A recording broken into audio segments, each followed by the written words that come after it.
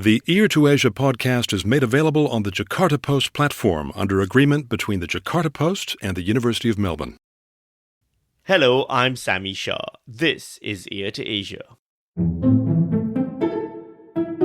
India's foreign policy is one of multi-alignment. So strategic autonomy and strategic resilience are key principles of Indian foreign policy. I know it is not easy for India to walk that tightrope, but so far India has been successful in maintaining ties with its traditional strategic partner, Russia, and its new strategic partner, the United States.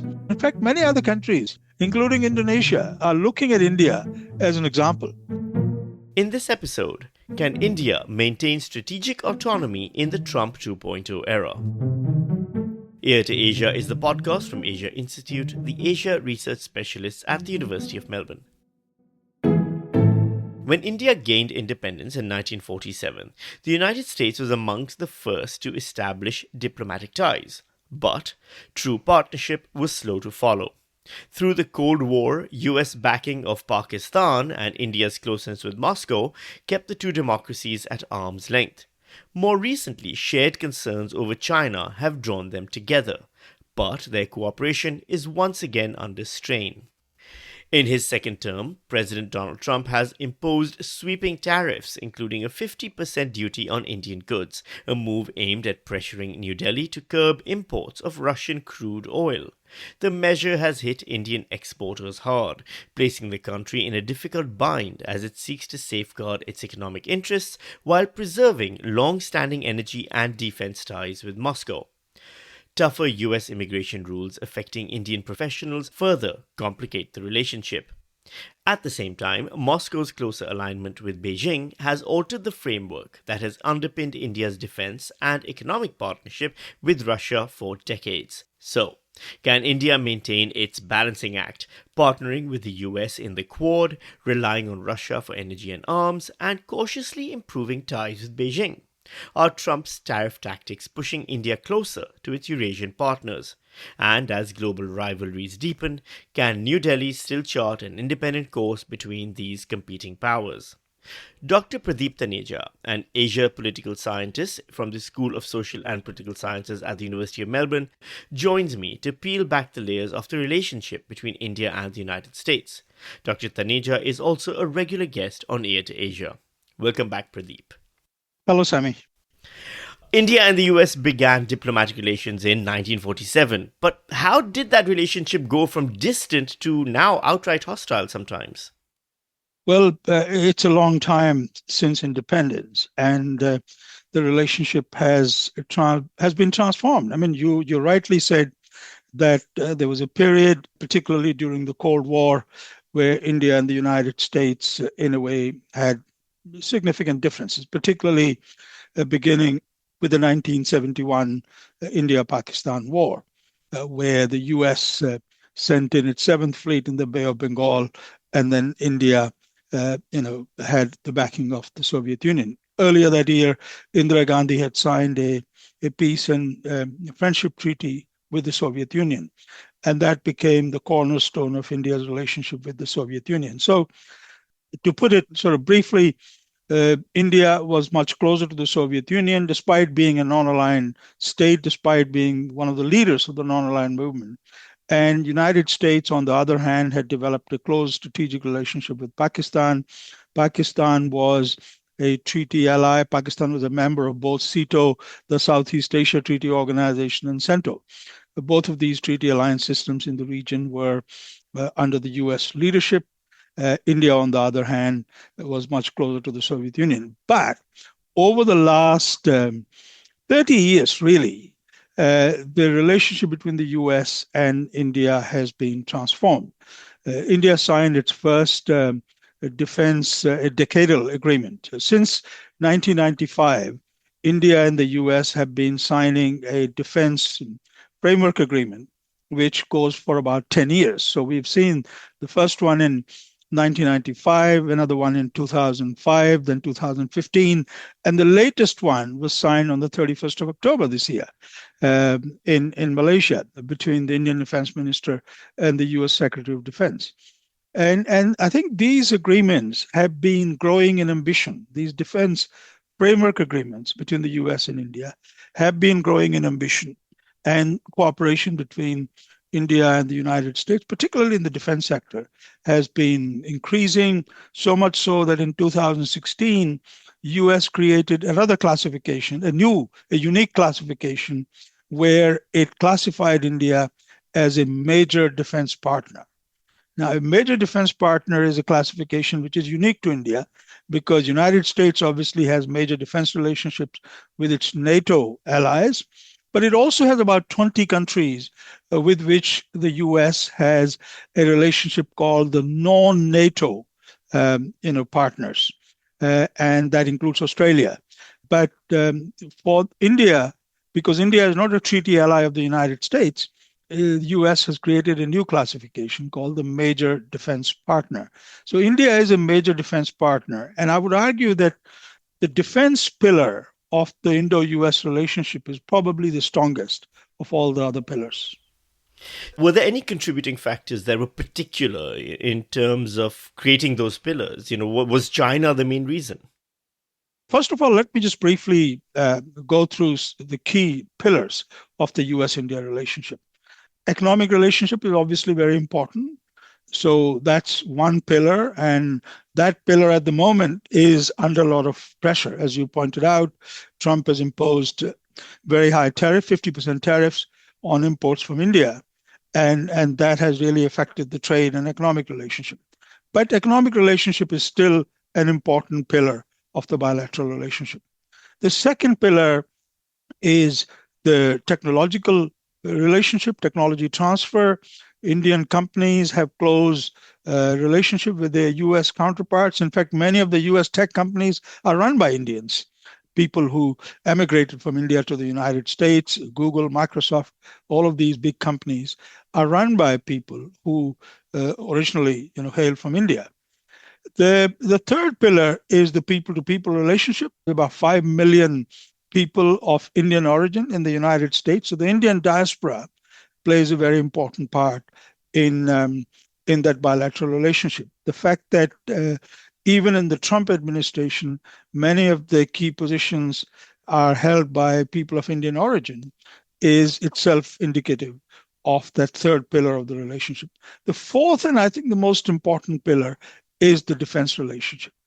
And this is where I think, despite recent turbulence on the trade front, the defense relationship continues to grow. We've seen, for example, as I mentioned, India and US signed their 2025 Defense Framework Agreement, which is a decadal agreement. It was signed every 10 years since 1995. But also, when it comes to military relationship, India and US have a pretty strong relationship. India conducts more military exercises with the United States than it does with any other country. So the defense pillar of that bilateral relationship is probably the strongest. And then let's talk about the China aspect there. How profoundly does the challenge posed by China from border conflicts, regional ambitions influence India's alignment choices? Well, I think there are differences between the logic of the US-India, partnership and the rhetoric. When it comes to rhetoric, when it comes to public statements, the two sides don't mention China as the reason for their growing closeness. Indian government particularly is very careful not to mention China. So one of the offshoots of the US-India defense relationship, of course, is the Quad. I mean, it used to be called the Quadrilateral Security Initiative, but it is now really just referred to as the Quad. And in Quad, if you look at it, the four countries that are part of the Quad, United States, Australia, Japan, and India. India is the only country which is not a treaty ally of the United States, because Australia and Japan are treaty allies of the United States. So it's nothing unusual to have defense collaboration amongst the treaty allies. So Quad is significant largely because of India's membership of this grouping. And you look at statements issued by Quad, every time there's a meeting of Quad leaders or Quad foreign ministers, the joint statement that is issued at the end of the meeting often doesn't refer to China at all. And Indian government is also very careful not to mention China when making statements on U.S.-India relationship. So in terms of public statements, China obviously is not a factor. Often the relationship is emphasized as one between, two democracies. We share many common values, and the relationship between the U.S. and India is a relationship based on our common values. But if you look at the strategic logic of the relationship, clearly China, and particularly the rise of China as a significant military power, is important, I think, to that relationship. We haven't yet spoken about Russia, which is often called an anchor in India's relationship to Russia. What historical factors forged this special and privileged strategic partnership? Well, Russia is a close partner of India, has been for a long time, as we discussed at the beginning of this conversation. And India historically has had earlier the Soviet Union, and after the disintegration of the Soviet Union, Russia as India's major defense supplier. So when it comes to defense equipment, India has relied heavily on defense purchases. And also, I think there's a perception in India that Russia has been a very reliable, a trustworthy defense partner. And therefore, Indian government, while it's been diversifying its defense procurement, its defense acquisitions to the United States, France, Israel, and a number of other countries, but Russia remains a critical defense supplier to India. And many of the legacy equipment of the Indian Army, Indian Air Force, they need spare parts, which can only come from Russia. So Russia is important. And India has made it very clear that the relationship with Russia has its own logic, its own importance, and improvement in its relationship with the United States are not at the cost of relationship with Russia. The China Russia relationship seems to have entered a renaissance itself. How has that affected Moscow Delhi ties? This triangle is very important. The India, Russia, and China triangle, because clearly there is very little trust between India and China. We've seen, particularly after the events of 2020 on the border in eastern Ladakh, where 20 Indian soldiers were killed. For the first time in 45 years that we saw fatalities on the border between China and India in 2020. And that really was a low point in the India-China relationship. Since then, relations have improved. Modi and Xi Jinping have met twice at least. But still, I would argue that the lack of trust between China and India is a major problem. India and Russia, on the other hand, of course, have a very close relationship, as we just discussed. What about China and Russia? China and Russia in the 1950s, they were brothers. They were very close allies. Then we saw a rupture between China and Russia in 1960, and throughout the 1970s and 80s, relationship between China and the former Soviet Union was pretty bad. We've seen over the last decade and a half in particular, China and Russia have edged closer, particularly as President Putin has become much more authoritarian. He and President Putin seem to find a lot of things to work in common. They also have a common agenda in terms of the influence, the global power of the United States. They're both resentful of the United States, power and influence around the region. Also, China and Russia dynamics has changed completely, because in the 1950s, when China became the recipient of large-scale Russian or the Soviet aid, China was the younger brother. Soviet Union was the big brother. And now the relationship is completely transformed, because China's economy today is 10 times the size of Russia's economy. And therefore, China really is the big brother now. Russia is a junior partner.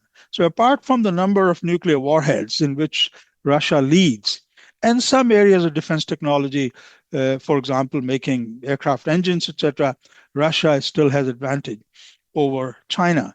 But in many other areas of technology and economy, China is now clearly the bigger brother. And that relationship has been transformed. And from India's point of view, in this triangular relationship, from India's point of view, it's not in India's interest for China and Russia to become close allies, and particularly for Russia to become too dependent on China. And I think the Russian leadership is aware. Russian leadership also doesn't want to become too dependent on China. That's why they want the relationship with India to be as strong as it has always been, because they want to send a signal to China that while we value our partnership with China, we also have alternatives.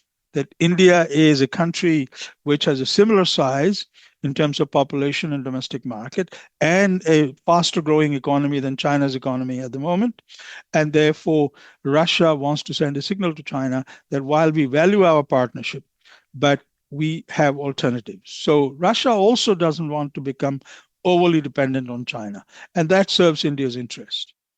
We're talking a little bit about the economic benefits between China and Russia and with India and in that triad you talked about. Let's shift now to the US and India and their relationship and what economic benefits have been accruing for each nation over the decades. India-US economic relationship is an important pillar, as I mentioned earlier, of the bilateral relationship between the US and India. But China is the country that India has a much bigger trade relationship in terms of trade in goods. U.S. market is very important for India, particularly for services, because for Indian IT companies, United States is the biggest market for Indian software companies. But when it comes to trade in goods, China is the biggest trading partner. In fact, India imports much more from China than it exports. The trade deficit between China and India is now about 100 billion US dollars. So 100 billion US dollar trade deficit against India. And that has been an issue of concern for the Indian government. The Indian government has been trying to boost exports to China, but China also has a very protectionist trade policy. And Indian companies have found it very difficult to export their products in the Chinese market.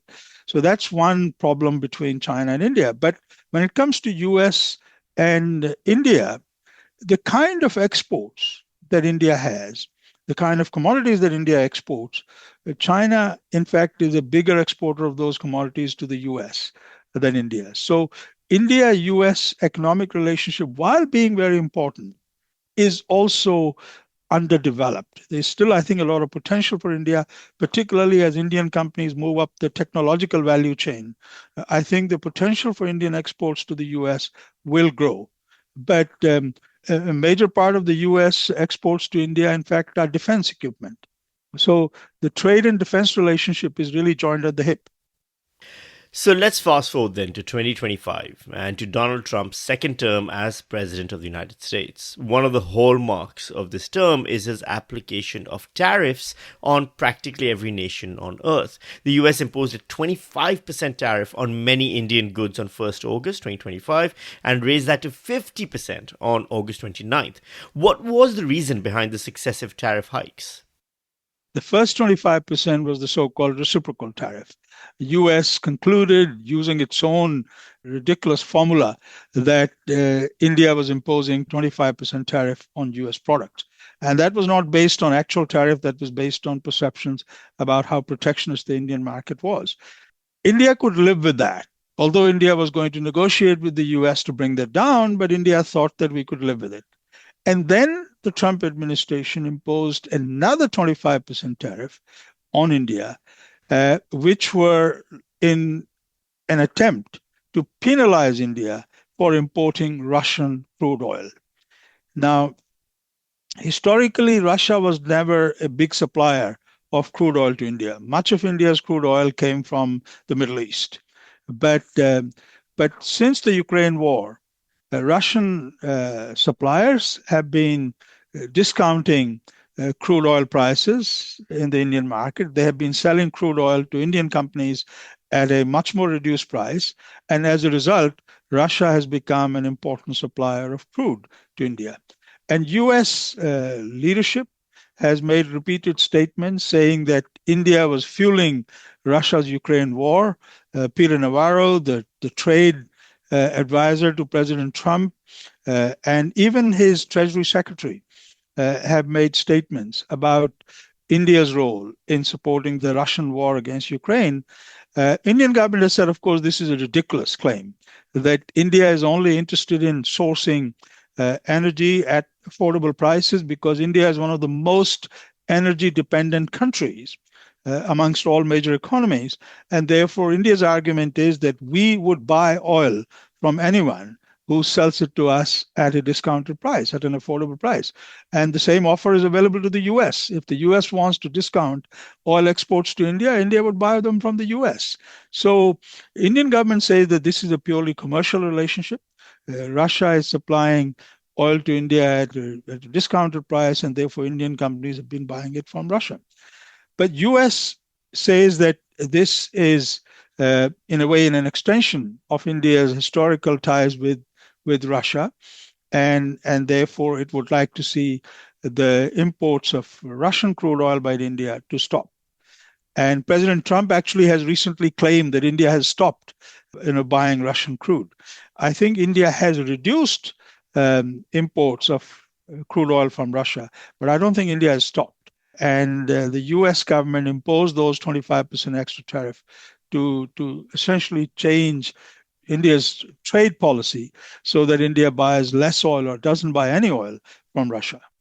I mean, if you look at the United States inconsistency in US policy from India's point of view, for example, President Trump recently said that Hungary is a landlocked country and therefore Hungary could import Russian oil, but India should not be buying Russian oil. So clearly in India, it is seen as a hypocritical, attitude by the US government. And Indian government has said that India's oil import policy is largely a commercial decision by Indian oil companies. Some of them, of course, are government owned, that it is not a political or diplomatic government policy. Can we talk a little bit about what sectors have suffered the most in India because of the tariffs, and are jobs at risk, and how much are this still dependent on the US market?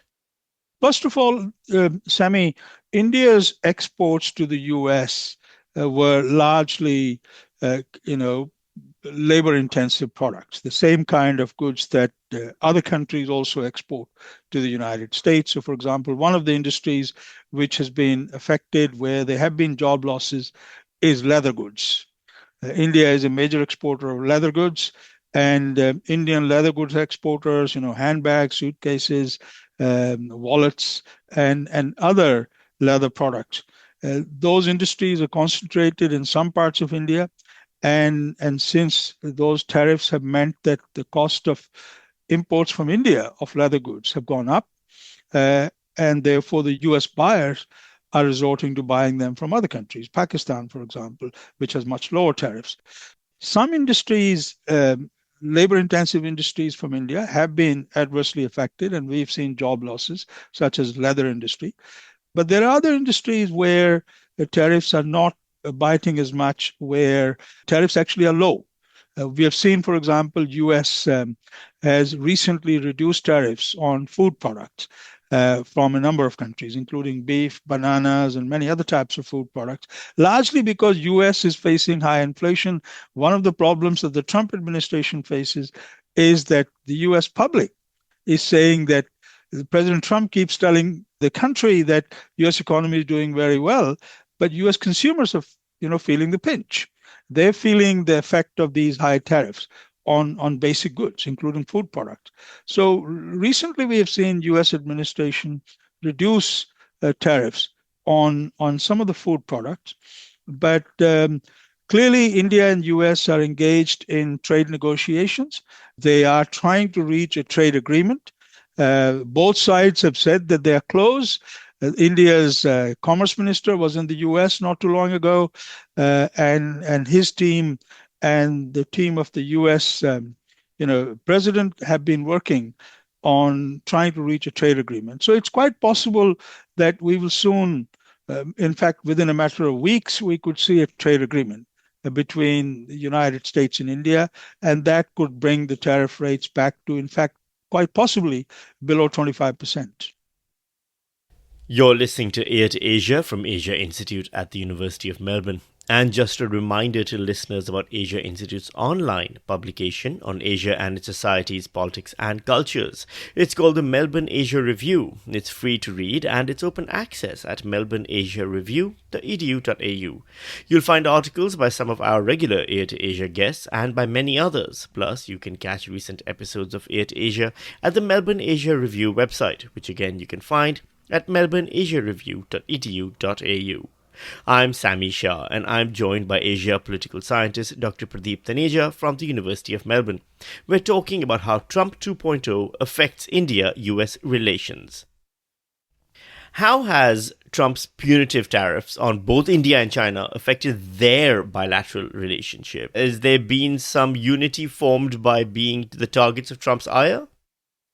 Not really. I mean, there was some speculation that India and China, because they're both under pressure from President Trump, that they would work together as two of the largest populations, two of the largest markets, and significant, Asian powers, that they would find common ground and work together. That really hasn't happened. We've seen relations between China and India have improved, but I don't think that that has much to do with President Trump or the United States pressure on these two countries. I think India and China have reasons to work together. As I said earlier, India and China have a very significant trade relationship. Many of India's manufactured goods, in fact, have components which are imported from China. So for India's own manufacturing industry, and Prime Minister Modi has this Make in India program. And Make in India program focuses, of course, on India-based manufacturing, but many of these products have components which are imported from China. So India-China economic relationship has its own logic.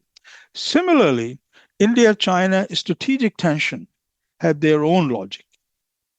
India doesn't want to see China as the dominant power in the Indo-Pacific region.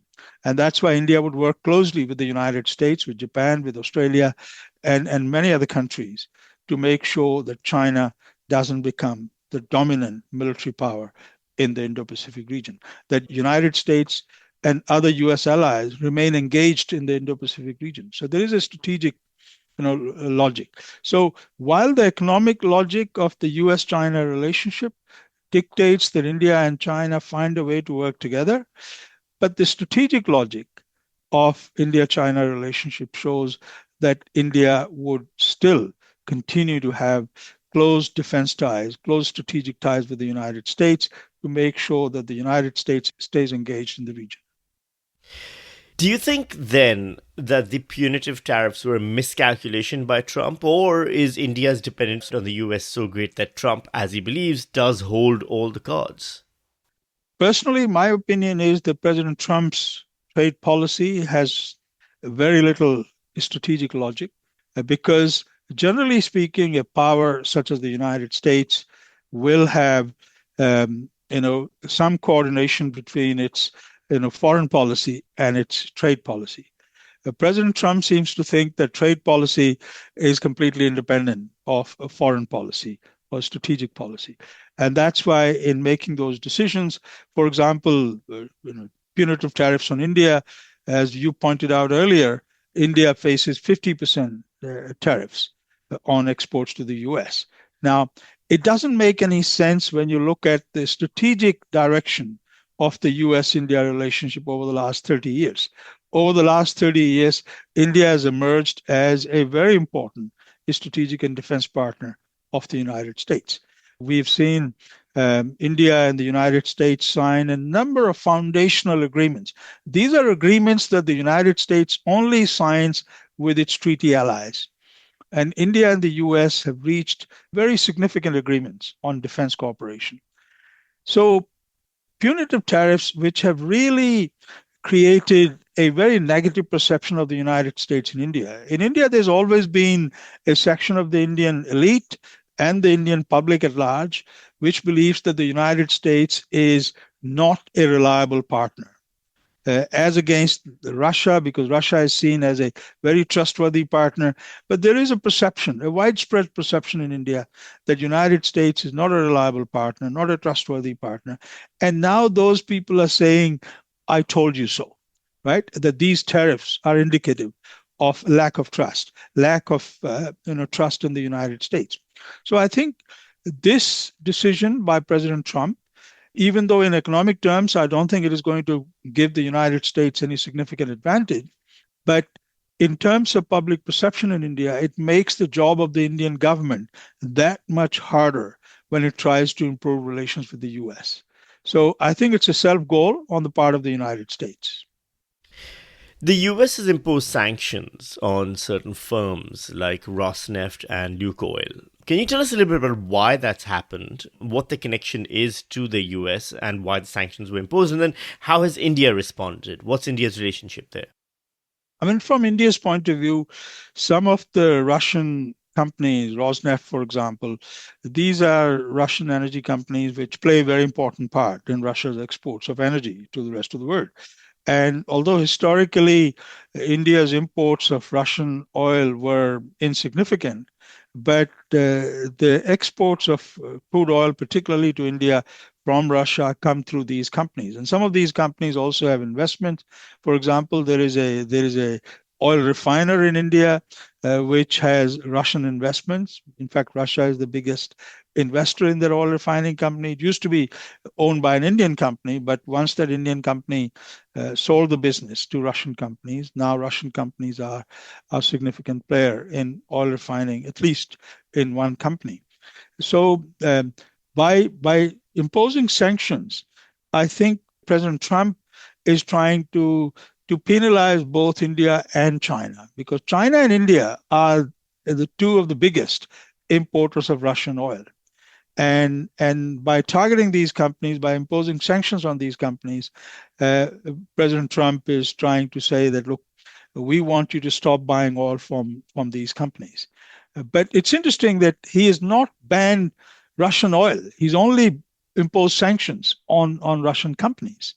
So there are many indirect ways for Indian and Chinese companies to buy Russian oil because Russian companies have been doing it for a long time to skirt these sanctions. And they can export oil through companies based in Dubai, for example. So when people want to buy Russian oil, they can find a way around these sanctions. So, while not specifically directed at India, the recent tightening of immigration rules by the US appears to make the importation of talent more difficult. Please, can you give us a potted account of the changes that affect the recruitment of foreign talent in the US now? And how has that affected India? Sami, I think the main issue here is one category of visa, the H-1B visa. H-1B visa, the United States has used to bring in foreign talent to work in America. And the biggest users of H-1B visas have been Indian companies, particularly Indian IT companies, information technology companies. And according to one estimate I saw, about 70% of these visas are issued to Indian citizens, to work in the United States. So when Trump administration is sort of targeted H-1B visa, clearly Indian engineers, Indian talent were directly affected by that policy. But we've seen recently President Trump himself say that, look, we need foreign talent in some areas. He's actually pushed back against some of the MAGA people by arguing that no, we don't have enough talent in some industries, so we do need to import foreign talent. So I think we're seeing a realization that this policy was a flawed policy, particularly when it comes to the competitiveness of American companies. International talent, including Indian talent, is important to the success of American companies. And we've seen that President Trump, making that statement is indicative of a relaxation, I think, in the H-1B visa policy. It's not just the companies that benefit in America, it's also remittances that are a big part of the Indian diaspora experience. How has that impacted? Is that it had an impact on the Indian economy? I mean, the United States is a very high cost country for Indian engineers, Indian technology talent to go to the US. For the companies, Indian companies, US is a very important market. But most of the Indians who go to the US to work, in fact, they don't save a lot of money because the cost of living in the US is quite high. But when it comes to remittances, the remittances from the Gulf countries, from the Middle East, are the most important source of remittances to India. 70 billion US dollars goes from the Middle East to India. But remittances from these technology workers aren't really a significant component of remittances to India overall. Let's turn our attention now to India's defense and security considerations. What are the key drivers of India's defense security policy? One of the challenges that India faces, particularly vis-a-vis the United States, is China has been very successful in modernization of its defense forces. Ever since China began its program of 4 modernizations, defense was very much one of the key components of its modernization program. And China has made great strides in defense technology, particularly the close collaboration between Chinese industry and the Chinese military, the People's Liberation Army. We have seen that China has demonstrated tremendous capacity to produce its defense equipment domestically. Whether it is being done through innovation or stealing technology or reverse engineering technology, that's a different issue. But the fact is that China has been quite successful in defense modernization. India has also made significant strides in defense technology, but India still needs collaboration with particularly Western technology partners. And United States, of course, is the most important technology partner for India. US and India have something called Defense Technology and Trade Initiative. A Defense Technology and Trade Initiative is about joint development and joint production of defense equipment between American and Indian companies. And so far, if you look at the performance, the actual net effect of this initiative, there's not been as much transfer of technology to India as India would like. India has this Make in India program where Indian government wants defense manufacturers in India to work with their American counterparts to produce modern defense equipment in India. For example, aircraft engines. India has a domestically made fighter aircraft called Tejas. And for Tejas, the engines have to be imported. And India has signed an agreement with a French company, with an American company, and so far we haven't seen significant progress when it comes to joint production of this equipment. And given the Trump administration's focus on buy and sell, in other words, the buyer-seller relationship, Trump administration seems more interested in India buying American-made defense equipment rather than American companies jointly producing defense equipment in India, which is India's preferred option. And given the size of India, given how much India imports, in terms of defense equipment, India is a significant, partner for U.S. companies and significant market for U.S. companies.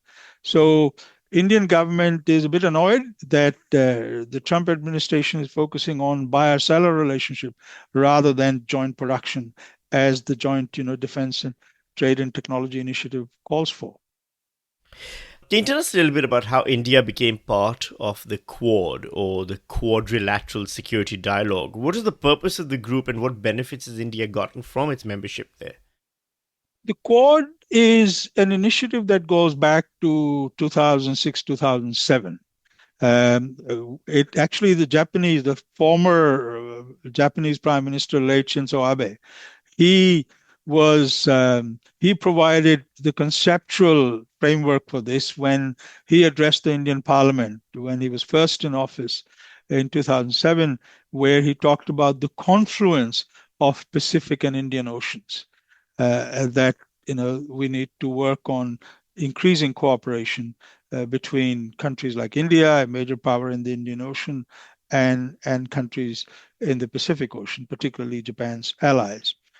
That led to a meeting between relatively mid-level officials, from these four countries: Japan, United States, Australia, and India, in 2007. And then we saw a change of government in Australia. We saw India also not demonstrating as much appetite, for this kind of defense collaboration. We saw China reacting to Quad, particularly when it was first mooted, China reacting very aggressively to this. So we've seen a combination of factors. It's very difficult to blame any one member of Quad for Quad actually going into hibernation for 10 years between 2007 and 2017.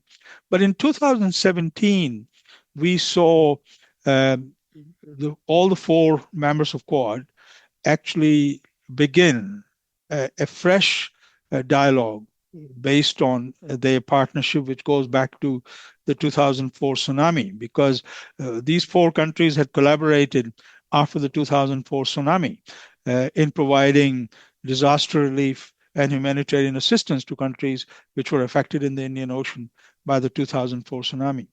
And that cooperation between the defense forces of these four countries became the foundation of the Quad.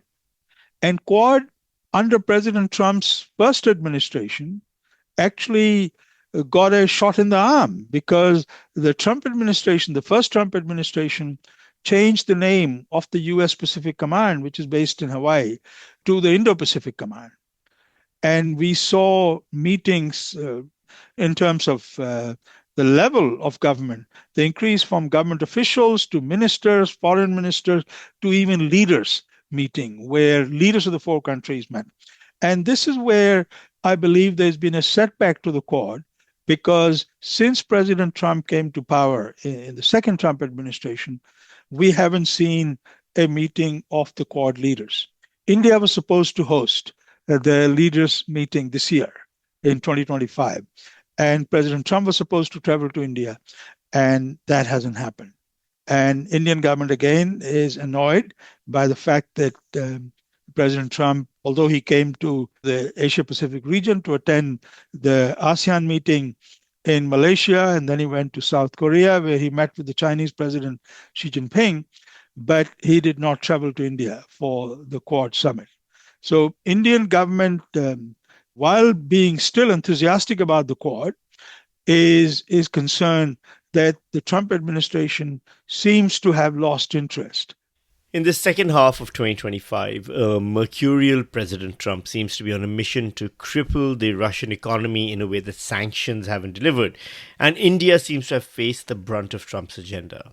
Can India successfully walk the proverbial tightrope between a seemingly fickle Washington and Moscow? How can it best find the path between these two great military powers?